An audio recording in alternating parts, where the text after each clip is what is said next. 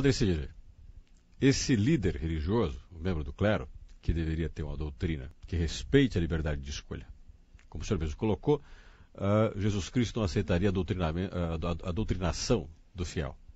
Mas nós temos, né, em alguns casos, tensões sociais cuja presença da igreja às vezes se encontra em lados opostos. Vamos pegar um tema polêmico: a questão agrária no Brasil e o movimento do MST, que a bancada ruralista e a UDR, União Democrática Ruralista, considera que está tendo uma catolicidade da questão agrária e de que a igreja estaria por trás da mobilização ou do estímulo ao movimento sem terra. Por outro lado, existem membros do clero que defendem a questão agrária a favor, inclusive, da UDR.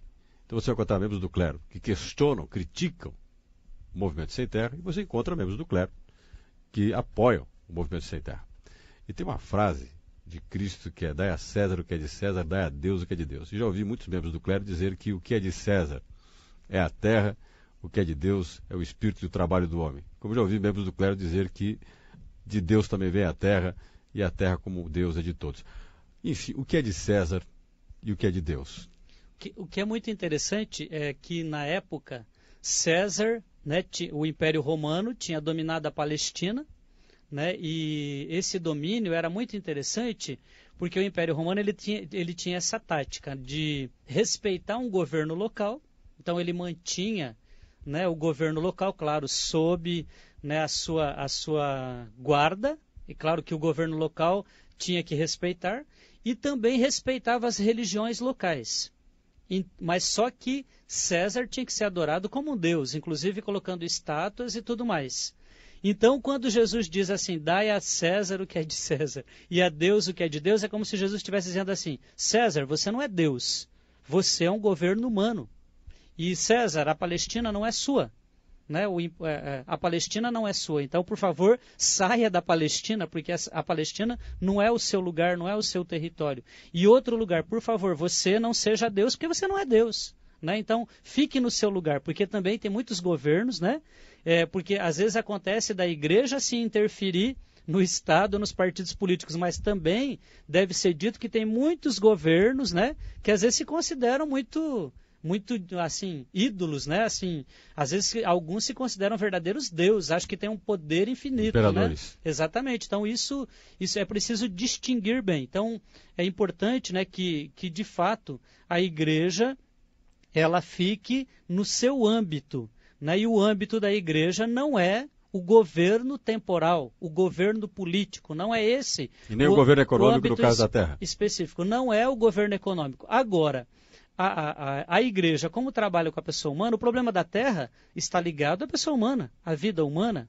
E o papel da igreja é sempre estar a favor dos mais fracos, dos mais desprotegidos, né, dos pobres.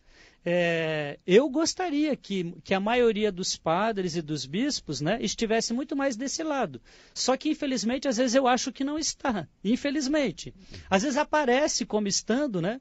Às vezes quando tem um conflito assim, que exige um posicionamento do clero, o grupo que se posiciona a favor, né, dos mais fracos e indefesos não é a maioria.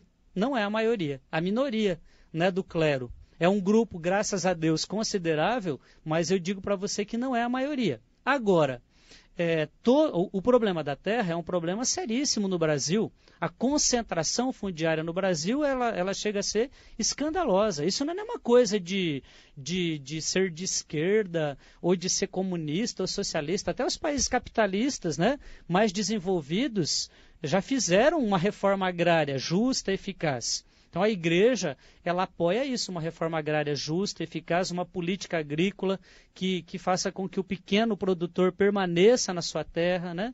Tenha o direito à sua terra. E quando um movimento social surge, né, e levanta essas bandeiras, sem dúvida nenhuma, muitos membros da igreja dão apoio, né? Agora, o movimento do Sem Terra, ele não é um movimento da igreja, ele é um movimento que tem autonomia. E a igreja também não pode querer ter um movimento dela. Eu acho assim que um movimento popular, ele tem que ser livre de partidos, ele tem que ser livre de religiões, ele pode ter influência, ele pode ter apoio, mas ele tem que ser livre, senão ele não vai realizar bem o seu papel.